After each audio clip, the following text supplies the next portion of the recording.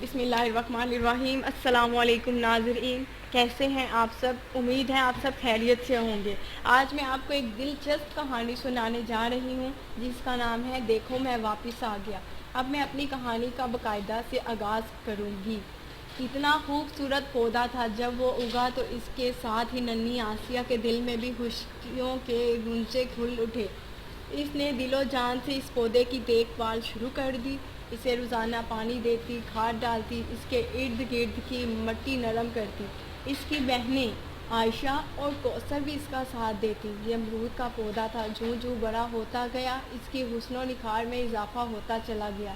گھر کے کھلے صحن کے بیچوں بیچ وہ ایک شریر بچے کی طرح مسکراتا نظر آتا تھا۔ اسے دیکھ کر آسیہ کے چہرے پر بھی مسکراہٹ آ جاتی۔ اسے یقین تھا کہ ایک دن یہی پودا جوان ہو کر پھل دے گا، اس پر میٹھے نرم نرم امرود لگیں گے جنہیں کھا کر مزہ آ جائے گا۔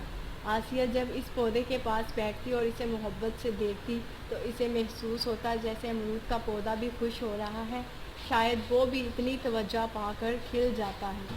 آسیہ دل ہی دل میں اس سے باتیں کرتی تھی اور لگتا تھا کہ پودا بھی خاموش زبان کے ساتھ ان کی باتوں کا جواب دے رہا ہے، اتنی محبت ملنے پر شکریہ ادا کر رہا ہے۔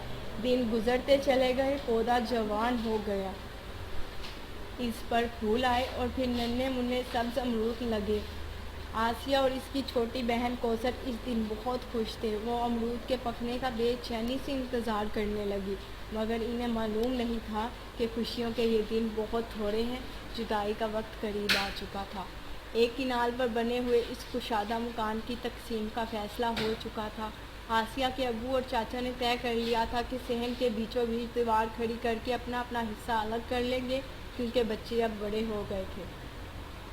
ایک دن مستری اور مزدور آئے۔ ابو اور چاچا نے مل کر مکان کی پیمائش کی، صحن کے بیچوں بیچ نشان لگایا اور وہاں ایک دیوار کی بنیاد کھودی جانے لگی۔ آسیہ اور کوثر یہ دیکھ کر حیران رہ گئیں کہ یہ دیوار امرود کے درخت کی اس طرف اٹھائی جا رہی ہے۔ یوں یعنی امرود کا درخت اب دیوار کے پار چاچا جان کے مکان میں جا رہا تھا۔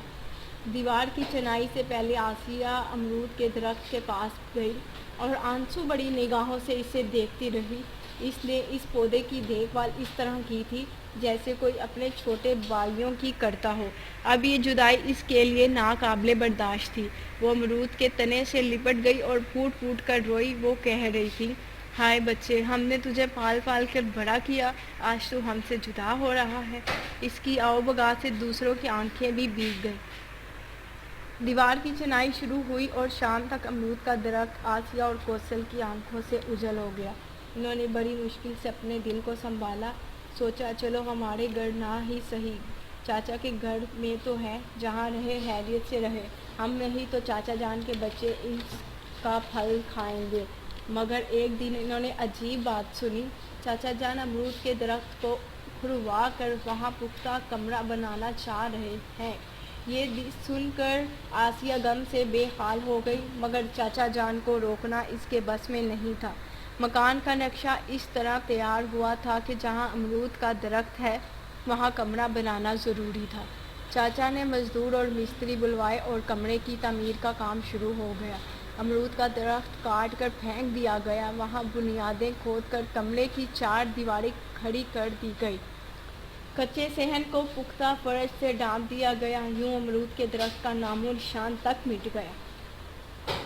آسیہ جب بھی اس دیوار پر نظر ڈالتی اس کا دل بھر آتا، مگر اب صبر کے سوا کوئی چارہ بھی نہیں تھا۔ دن گزرتے گئے، رفتہ رفتہ آسیہ کے دل کو قرار آ گیا۔ اس نے دونوں گھروں کے درمیان والی دیوار کے ساتھ ایک کیاری بنا کر اس میں نئے پھول اور پودے لگا دیے۔ کچھ دن بعد سب گھر والے امرود کے پیڑ کو بھول گئے۔ 2 سال گزر گئے۔ اس سال موسم بہار کی آمد ہوئی تو آسیہ نے دیوار کے ساتھ والی کیاری میں ایک نئی کونپل پھوٹتے دیکھی۔ وہ حیران ہو کر سوچنے لگی، یہ کون سا پودا ہے؟ میں نے تو یہاں کوئی بیج نہیں بویا تھا۔ کونپل بڑی ہونے لگی، پھر اس پر پتیاں ابھرنے لگیں۔ ایک دن اس کی امی نے غور سے دیکھا تو حیران ہو کر بولی، ارے یہ تو امرود کا پودا ہے۔ امرود کا پودا؟ سب حیران رہ گئے۔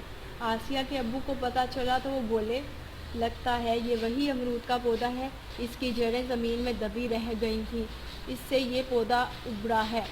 اس طرح پختہ فرش تھا، اس لیے یہ کومپل وہاں نہ پھوٹ سکی۔ اللہ کی قدرت کا ملال نے اس کا رخ ادھر پھیر دیا اور یہ پودا ایک بار پھر ہماری طرف اگ آیا۔ آسیہ بھیگی آنکھوں سے امرود کے چھوٹے سے پودے کو دیکھ رہی تھی۔ اسے یوں لگ رہا تھا جیسے وہ اپنے بچھڑے ہوئے بھائی سے دوبارہ مل رہی ہے۔ امرود کا پودا ابھی موسم بہار کی خوشگوار ہواؤں کے جھونکوں سے لہلہا رہا تھا۔ شاید وہ کہہ رہا تھا، دیکھو آسیہ، میں واپس آ گیا ہوں۔ اللہ حافظ دوستو۔